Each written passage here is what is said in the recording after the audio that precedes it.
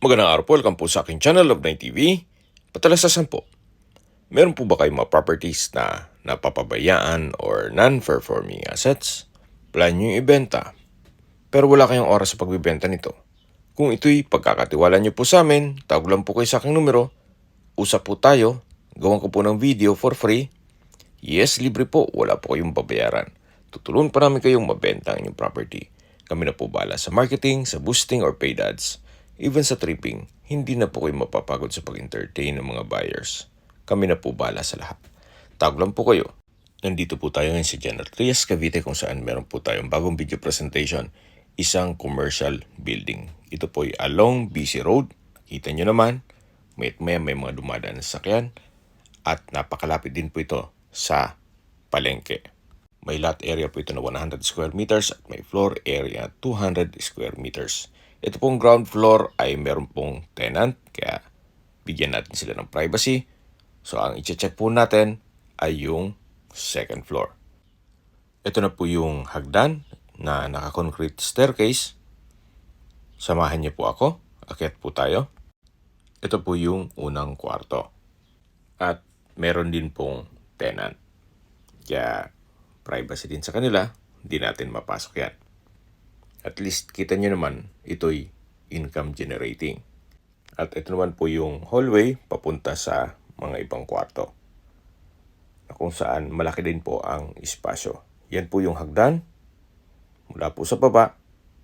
At yan po yung unang kwarto na hindi natin napasok. At mula po dito sa hallway, dito naman po yung part ng isang kwarto na naka-glass walls and sliding door. At meron po ditong malaking espasyo pa na pwede pong gawing another room o kwarto. Possible din pong paupahan. May malaking sliding glass window at may security grill. O pwede rin pong extension itong unang kwartong hindi natin nabuksan. Total, meron pang malaking space dito in between itong kabilang room. Pero po itong sliding glass door na papunta yan sa hallway at sa hagdan.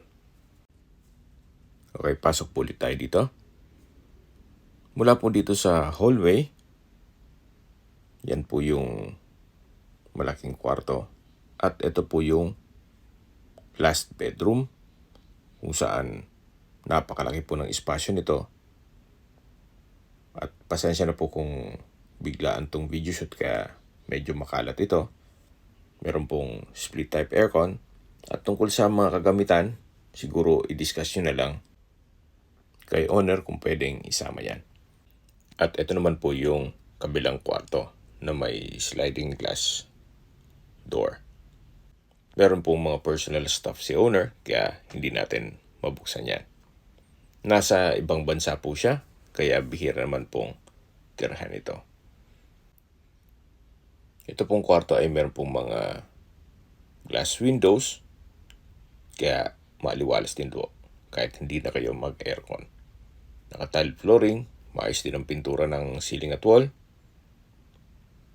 So ulitin ko po, pasensya na kayo kung medyo makalat, gawa ng biglaan po ang pag-video shoot namin dito. Meron po itong sariling toilet and bath. May bathroom sink, bathroom countertop, malaking vanity mirror, naka-tile bathroom wall. Then meron pong bathtub. At dito naman po yung water closet with bidet na naka-tile bathroom wall na rin po dito sa side na to. From floor to ceiling po yan. So, lalabas na po tayo. Ito po yung master's bedroom. At yung natatanaw nyo na sliding glass door ay yung kabilang kwarto naman. Na-maximize po nila yung space. Meron po itong mga malaking kwarto. Ang kagandahan po dito sa property to, may commercial space ka na sa baba at pwede nyo pa pong tirahan dito sa taas na kung saan malaki din po ang espasyo at komportable din kayo dito. Kahit malaking pamilya, pwede rin po dito gawa ng meron pa pong dalawang malaking kwarto aside from this room na master's bedroom. Yan po yung first bedroom na meron pong tenant. At dito naman po yung malaking spasyo na pwede pong extend dito yung kabilang kwarto o pwede rin gawing family area. Sa mga nag-skip po ng video, summarize ko lang po. Ito pong property ay may lot area na 100 square meters at may floor area na 200 square meters. Ito po titulado, buhay po ang may-ari, kaya wala po kayong maging problema sa documentation o sa transfer ng title. Ito pong lower ground o ground floor ay okupado po lahat. Tungkol naman sa income, siguro po upon tripping, tanungin na lang natin si owner. Sa distance, location at travel time portion na po tayo. Mula po sa Don P. Campus Avenue, Dasmariñas, Cavite. Opo, malapit po ito sa Dasma, halos katabi lang. Ang distance is 350 meters at ang travel time is 2 minutes. Mula naman po sa Daang Hari Extension, ang distance is 3.5 kilometers at ang travel time is 8 minutes. Malapit na rin po dito yung LTO o Land Transportation Office. Mula naman po sa De La Salle, Dasmariñas Campus, ang distance is 7 kilometers at ang travel time is 12 minutes.